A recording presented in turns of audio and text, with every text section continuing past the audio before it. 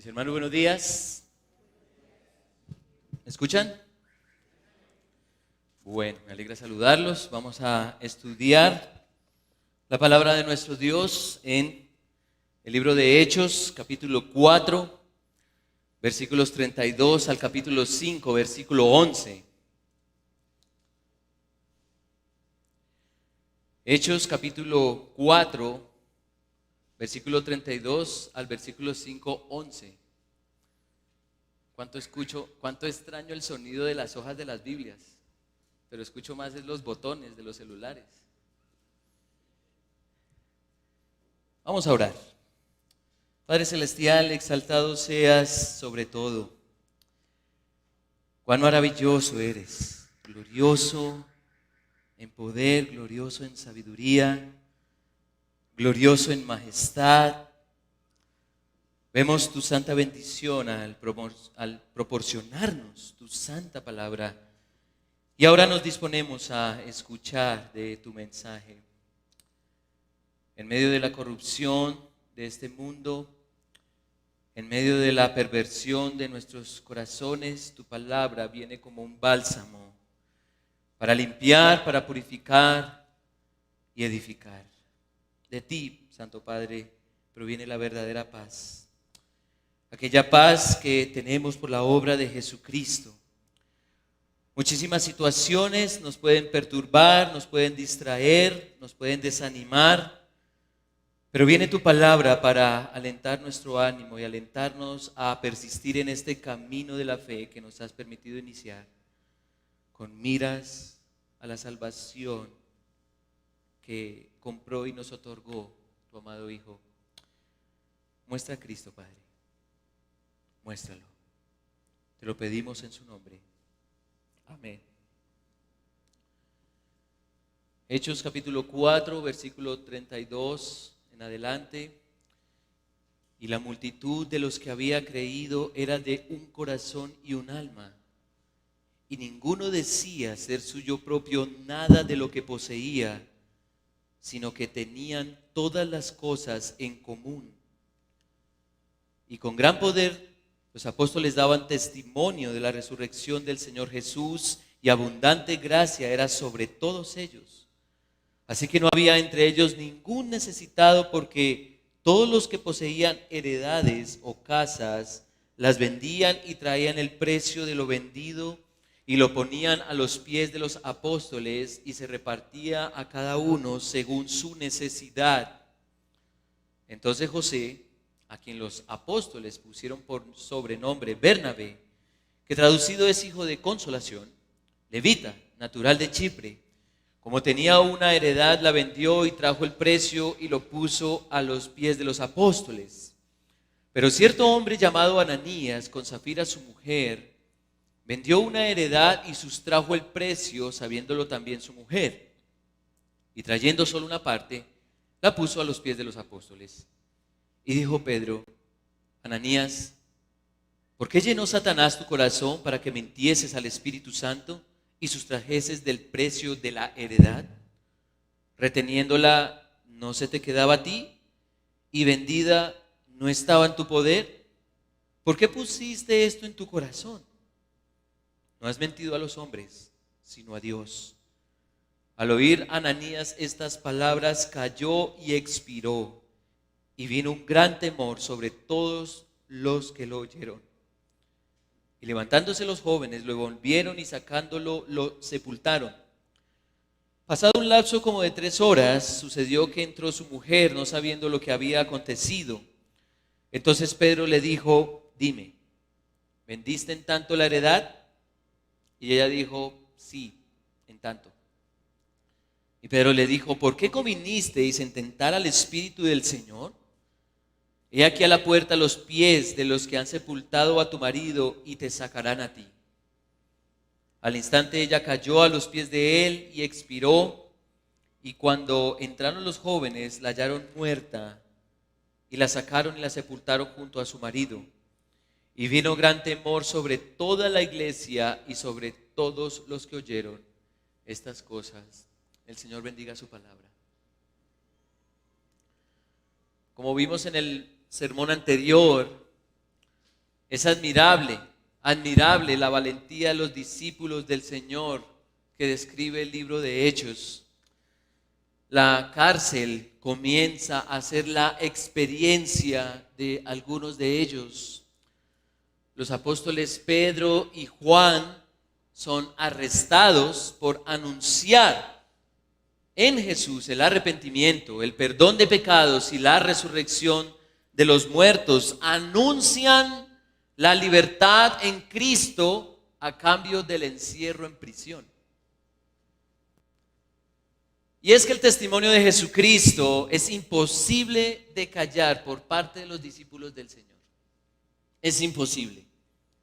Y quiero que veamos atrás el versículo 19 de Hechos 4.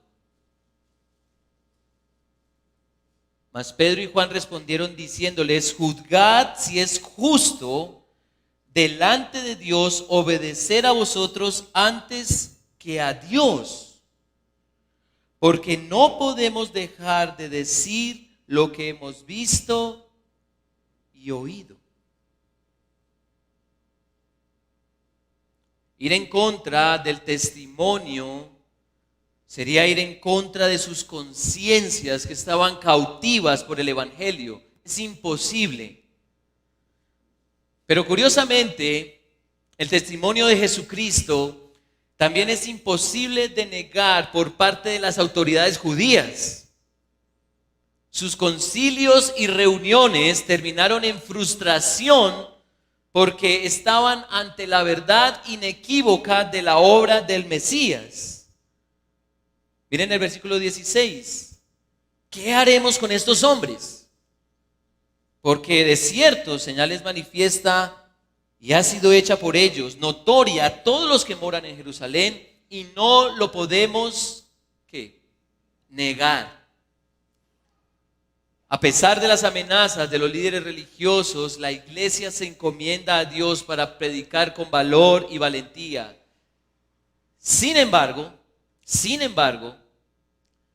las amenazas al testimonio de la iglesia no siempre vienen desde afuera. Hay peligros internamente camuflados en la iglesia. Pero a pesar de la amenaza interna, y mucha atención a esto, los verdaderos redimidos permanecen unidos. Y en este texto veremos cómo la iglesia encarna el evangelio que predica a través de una sincera unidad en amor y preocupación por los hermanos, aún en lo material. Espero que aquí no comiencen a temblar los bolsillos. Es un tema que no gustamos mucho, pero ese es el texto. Pero también vamos a ver cómo pueden haber acechanzas que puedan afectar ese cuidado familiar al tener en poco al Espíritu Santo y a la iglesia. Y el mensaje que muestra el texto es este: temamos a Dios, ofrendando sinceramente. Y hay dos razones que presenta el texto para atender a esta exhortación. Temamos a Dios ofrendando sinceramente. Primero, porque la sinceridad y la generosidad reflejan la gloria de Cristo. Y en segundo lugar, porque la mentira y el egoísmo vulneran al cuerpo de Cristo. Veamos esa primera razón. Y esta razón es la razón amable. ¿Cuál es la imagen de la iglesia primitiva? ¿Cuál es la imagen de la iglesia primitiva? Versículo 32. Y la multitud de los que habían creído eran de un corazón y un alma. Y ninguno decía ser suyo propio nada de lo que poseía, sino que tenían todas las cosas en común. Y con gran poder los apóstoles daban testimonio de la resurrección del Señor Jesús, y abundante gracia era sobre ellos. Era una iglesia numerosa que consta de pecadores doblegados por el evangelio, para que creyeran en el único que salva. Así que cada creyente tenía el corazón y el alma de su hermano. Qué interesante. Cada hijo de Dios cambió su concepto que tiene de las posesiones y ahora están al alcance del bien común. Es una iglesia que no cesa en predicar a Jesucristo. Los apóstoles no se ven amedrentados por la persecución y las amenazas, porque el poder de Dios es manifiesto a todos. El evangelio es real en la predicación como en la práctica. Dios estaba proveyendo abundante gracia para continuar la misión. En otras palabras, es una iglesia maravillosa. Una iglesia maravillosa. Pero veamos más de cerca ese cuidado. Versículo 34. Así que no había entre ellos ningún necesitado, porque todos los que poseían heredades o casas las vendían y traían el precio de lo vendido y lo ponían a los pies de los apóstoles, y se repartía a cada uno según su necesidad. La iglesia permanece unida, atendiendo mutua, diligente y sinceramente las necesidades, no del pastor, sino de ¿quiénes? De cada creyente, de cada creyente. Desde la manifestación de la iglesia, Dios dejó en claro que su pueblo es un organismo celestial. Mientras que el hombre natural, el hombre incrédulo, atesora bienes para sí mismo, el pueblo de Dios está compuesto de creyentes que se despojan de lo material para el beneficio de la iglesia. Y el mensaje de la iglesia primitiva es claro. Somos un cuerpo, la iglesia de Jesucristo. Los tesoros temporales no tienen comparación con el valor de la hermandad eterna que tienen los creyentes en Cristo. Y algo más. La iglesia muestra el amor de Dios predicando que Jesús es el enviado de Dios, el Salvador del mundo, que vino de acuerdo con lo que estaba escrito. Y estas buenas noticias se hacen palpables, visibles y creíbles cuando el pueblo de Dios ama con el amor con que ha sido amado en su Hijo, en Jesucristo. Quiero citar la oración más solemne y gloriosa que hay y que ha habido. Mas no ruego solamente por estos, sino también por los que han de creer en mí por la palabra de ellos, para que todos sean uno, como tú, oh Padre, en mí y yo en ti, que también ellos sean uno en nosotros, para que el mundo crea que tú me enviaste. La gloria que me diste yo les he dado para que sean uno, así como nosotros somos uno, yo en ellos y tú en mí, para que sean perfectos en unidad, para que el mundo conozca que tú me enviaste y que los has amado a ellos como también a mí me has amado. Padre, aquellos que me has dado, quiero que donde yo estoy también ellos estén conmigo, para que vean mi gloria que me has dado, porque me has amado desde antes de la fundación del mundo. Padre justo, el mundo no te ha conocido, pero yo te he conocido, y estos han conocido que tú me enviaste, y les he dado a conocer tu nombre y lo daré a conocer aún, para que el amor con que me has amado esté en ellos y yo en ellos. Juan 17.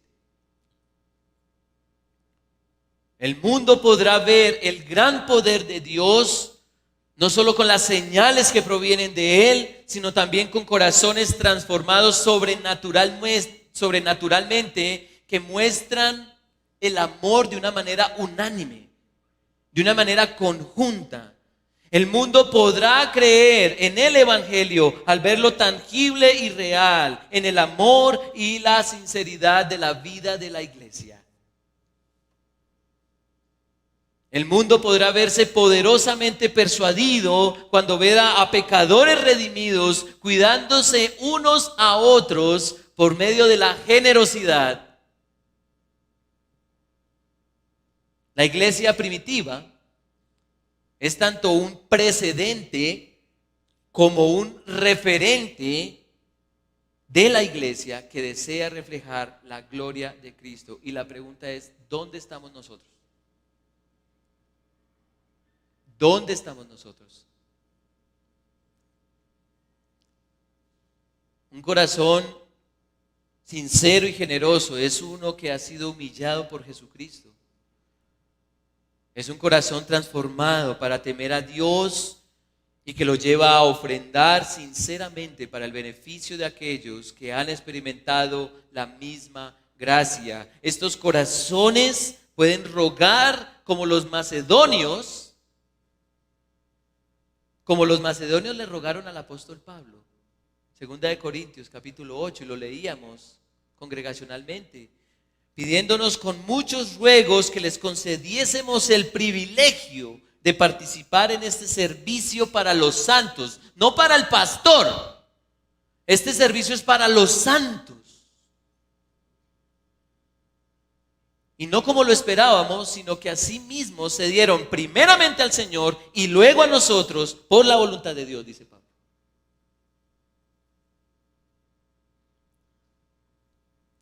El texto en Hechos menciona a un hombre que hizo algo. Versículo 36. Entonces José, a quienes los apóstoles pusieron por sobrenombre Bernabé, que traducido es hijo de consolación, levita, natural de Chipre, como tenía una heredad, la vendió y trajo el precio y lo puso a los pies de los apóstoles. Hay algo que nos debe llamar la atención y es la palabra heredad, que de hecho está en el versículo 34. Así que no habían entre ellos ningún necesitado, porque todos los que poseían heredades o casas las vendían y traían el precio de lo vendido. Y lo que tenía Bernabé también era una heredad. ¿Y por qué es importante esta palabra? El evangelio es predicado en Jerusalén y muchos creen. Esos hermanos creyentes son primordialmente de contexto judío. Están desplazando el judaísmo de sus vidas para dar lugar al cristianismo. Están rechazando la religión judía para seguir a Jesús. ¿Qué implica seguir a Cristo en un ambiente judaico? ¿Qué implica? Implica sacrificios laborales y salariales. Porque si bien muchos glorificaban a Dios por lo que estaba pasando allí en Jerusalén, otros se resistían a las evidencias del poder del evangelio y entonces patrocinaban al pueblo para que rechazaran a los nuevos creyentes que trabajaban para obtener el sustento. Así que los creyentes tomaban sus herencias y propiedades, como dice el texto, no sus salarios porque no tienen, los vendían y entregaban el precio de lo vendido a los apóstoles. No los salarios, porque los habían despedido por pasar del judaísmo al cristianismo. No había salarios para dar, había heredades. ¿Y qué significa eso? Un mayor sacrificio. Un mayor sacrificio. Ahora deseo señalar con celo este versículo, versículo 35. Y lo ponían a los pies de los apóstoles y se repartía a cada uno según su necesidad. ¿En dónde estamos hoy con esto? Y la respuesta la ampliaremos en la segunda parte del mensaje. Por lo pronto es necesario ver a Bernabé como un hombre que, transformado por el evangelio, vende lo que tiene para el beneficio de la iglesia. Y si ustedes han leído el Antiguo Testamento, tanto en Levítico como en Deuteronomio, los levitas no tenían heredades porque su heredad era ¿quién? El Señor, Dios mismo. Y quizá Bernabé, un levita, que dice el texto, en su ambición adquirió tierras en Chipre, de donde era, porque como levita no podía hacer eso. Pero el texto nos describe a un Bernabé no codicioso, sino un creyente que tenía un corazón y un alma con sus hermanos. Un hijo de Dios dispuesto a tener todas las cosas en común con sus hermanos. Un seguidor de Cristo sincero y generoso, entregado al bien de la iglesia a la que pertenece. Un hombre que teme a Dios y ofrenda sinceramente, porque la sinceridad y la generosidad reflejan la gloria de Cristo. Qué escenario más hermoso, ¿cierto? Ideal. Ideal. Ahora, yo quisiera que el texto terminara ahí, así como hubiese querido que Génesis terminara en el capítulo 2. Pero hay amenazas que no se pueden ignorar y que Dios revela. Temamos a Dios ofrendando sinceramente, porque la sinceridad y la generosidad reflejan la gloria de Cristo, pero temamos a Dios ofrendando sinceramente porque la mentira y el egoísmo vulneran al cuerpo de Cristo. Si vemos el texto en el versículo 37, vemos que pasa de Bernabé y el texto salta a otros dos protagonistas. Bueno, antagonistas. Versículo 1 y 2 del capítulo 5. Pero cierto hombre llamado Ananías, con Safira su mujer, vendió una heredad y sustrajo del precio, sabiéndolo también su mujer, y trayendo solo una parte, la puso a los pies de los apóstoles. Al igual que Bernabé, Ananías y Safira tienen una heredad. Y al igual que Bernabé, esta pareja vende la heredad. Sin embargo, el propósito de ellos no es igual al propósito de Bernabé. ¿Cuál es el pecado? ¿Cuál es el pecado? Versículo 3, y dijo Pedro: Ananías, ¿por qué llenó Satanás tu corazón para que mintieses al Espíritu Santo y sustrajeses del precio de la heredad? ¿Reteniéndola no se te quedaba a ti?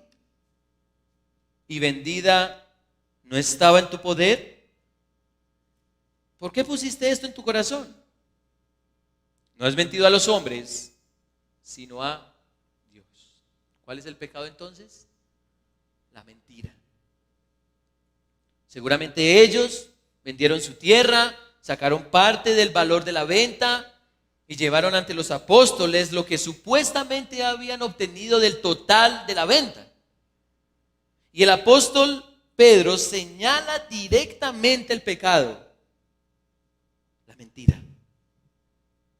El pecado no fue que no quisieran vender su heredad, ese no fue el pecado. O que sustrajeran del precio de lo obtenido. Pedro lo dice. El pecado fue que entregaron a los apóstoles unos recursos con el pretexto de que ese era el precio total de la tierra. ¿Y cuál es el resultado? ¿Cuál es el resultado de la mentira? Versículo 5, al oír Ananías estas palabras, cayó y expiró, y vino un gran temor sobre todos los que lo oyeron. Y levantándose los jóvenes, lo envolvieron y sacándolo, lo sepultaron. Viene ahora el turno de Safira, esposa de Ananías. Versículo 7. Pasado un lapso como de 3 horas, sucedió que entró su mujer, no sabiendo lo que había acontecido. Entonces Pedro le dijo: dime, ¿vendiste en tanto la heredad? Y ella dijo: sí, en tanto. Ella confesó, pero Pedro declara algo mucho más profundo. Versículo 9. ¿Por qué convinisteis en tentar al Señor, al Espíritu del Señor? He aquí a la puerta, a los pies de los que han sepultado a tu marido, y te sacarán a ti. En la mente de Ananías y Zafira quizás se halló la intención de ver, o de probar, ¿cierto? A ver qué pasa si mentían al Espíritu Santo. ¿Qué pasa si mentimos? La estrategia del padre de mentira, ¿no? De Satanás. Tranquilos, tomen su parte que no van a morir.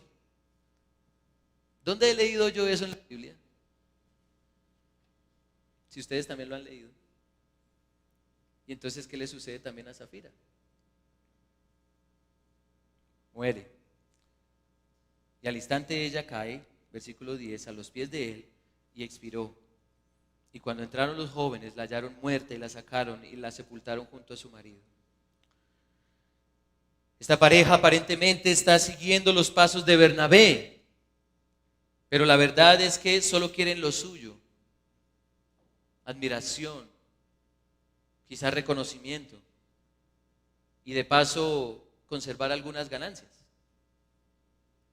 Sus intenciones estaban en sintonía con las de Satanás. Mienten a la iglesia, que es mentir a los apóstoles, que es mentir al Espíritu Santo. Y con esto no solo estaban menospreciando a la iglesia, sino que menospreciaban al mismo Dios. No hay temor de Dios en ellos. Tentaron al Señor. Quiero ilustrarles esto. Si alguien mete la cabeza en el hocico de un león, creo que aquí nadie lo ha hecho, ¿o sí lo han hecho? No lo intenten. Porque si alguien mete la cabeza en el hocico de un león, o es un tonto, o ignora completamente las consecuencias, o piensa ingenuamente que no le pasará nada, o piensa que es más hábil que el león y ha planeado la forma de escapar. Y esto es lo que sucede con Ananías y Zafira. Con atrevimiento se burlan de la iglesia, que es el cuerpo de Cristo que obtuvo por un muy alto precio, y creen que se saldrán con la suya. Se ponen de acuerdo para tentar a Dios, obteniendo derecho, o por derecha mejor, fama y admiración. Bernabé era reconocido entre los apóstoles, y esta pareja también quería lo mismo, pero Bernabé era sincero y generoso. Esta pareja siguió el designio del maligno para dejar ver su mentira y codicia. En este hecho no hay temor de Dios, no hay siquiera temor al león. Un famoso pastor afirma que, y mucha atención, me llama mucho esto, la atención: andar sin temor a Dios es suprimir a Dios del pensamiento. Cada vez que buscamos pecar, debemos conscientemente quitar a Dios de nuestro pensamiento para deslizarnos libremente según nuestras propias pasiones.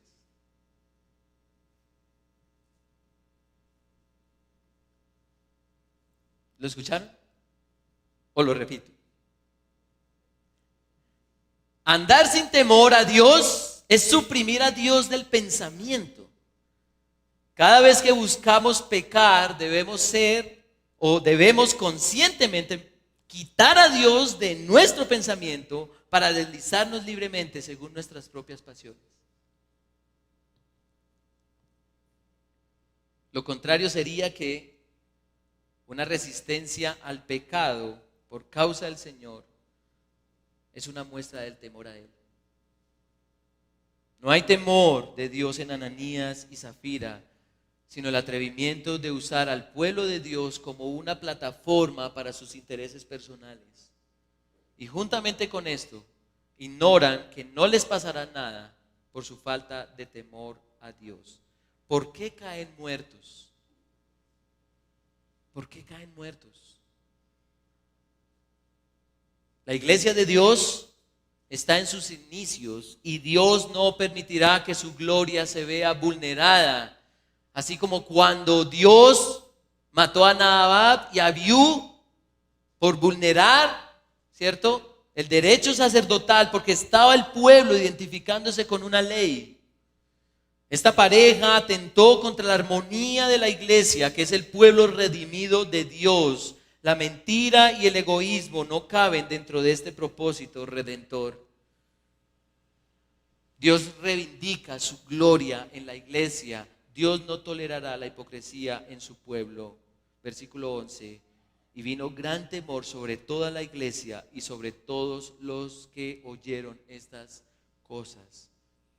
El Señor trajo temor sobre su pueblo porque la iglesia es un fiel reflejo de su gloria. Leer las palabras que nos muestra a una multitud que, habiendo experimentado la conversión y que ahora se cuidan hasta en lo económico, es algo maravilloso. Allí hay temor de Dios, porque saben de la importancia de la iglesia para Dios, para Él. Y que todas las cosas deben hacerse con sinceridad y generosidad, porque Dios conoce la condición del corazón del hombre hasta lo más íntimo. La iglesia primitiva refleja la gloria de Cristo, pero ¿tienen todas las cosas en común? Los que persisten en seguir la mentira y la gloria del diablo no. Tarde o temprano, si no se arrepienten y caen postrados en humillación ante el Dios Santo, verán las consecuencias. Así que temamos a Dios, hermanos, ofrendando sinceramente, porque la mentira y el egoísmo vulneran a la esposa de su Hijo, a la esposa de Cristo. Este texto, y quiero ir cerrando este mensaje, este texto inevitablemente habla de algo que altera nuestra comodidad.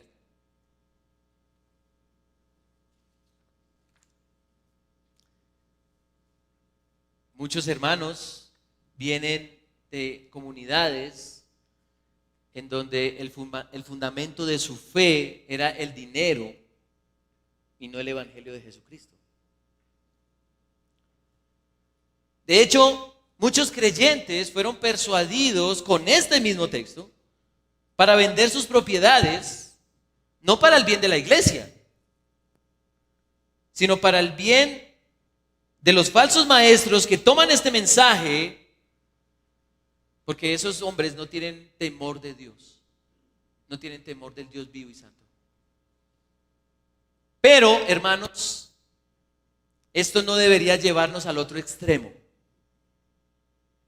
porque en nuestra naturaleza pecaminosa somos de extremos.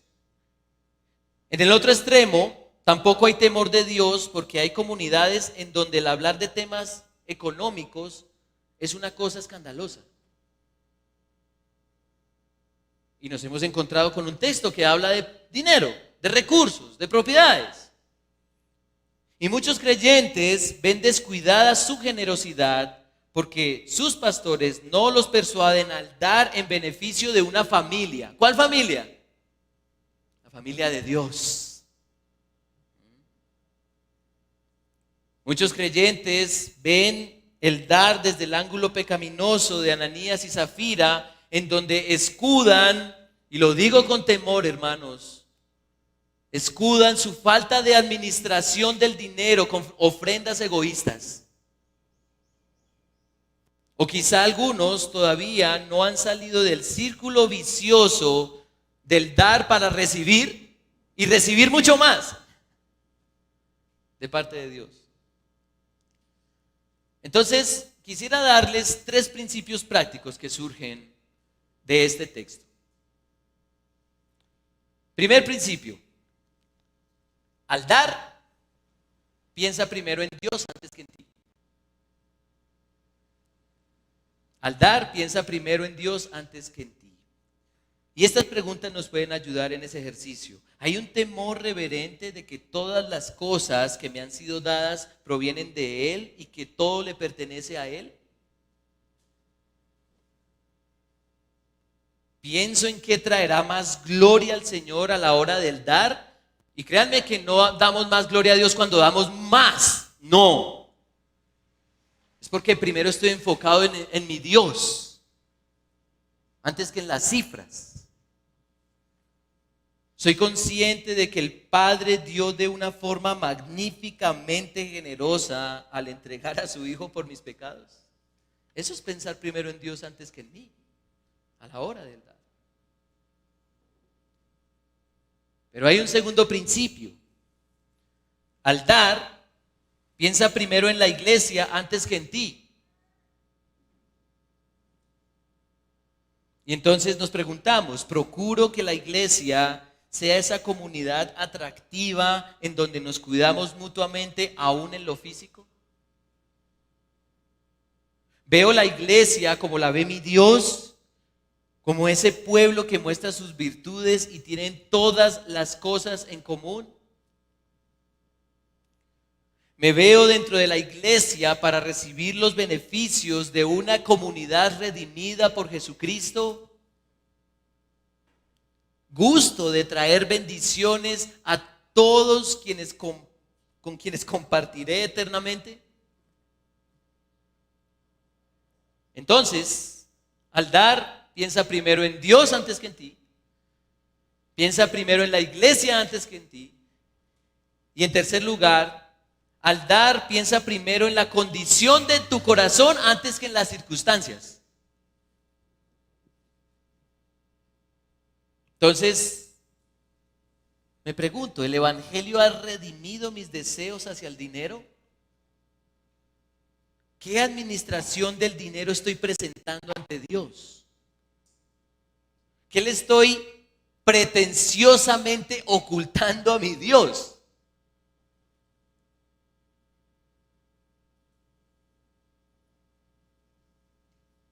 Cada uno dé como propuso en su corazón, no con tristeza ni por necesidad, porque Dios ama al dador alegre. Y poderoso es Dios para hacer que abunde en vosotros toda gracia, a fin de que, teniendo siempre en todas las cosas todo lo suficiente, abundéis para toda buena obra. Segunda de Corintios 9. Así que meditemos por un momento en el mensaje que nos ha dado Dios en esta hora.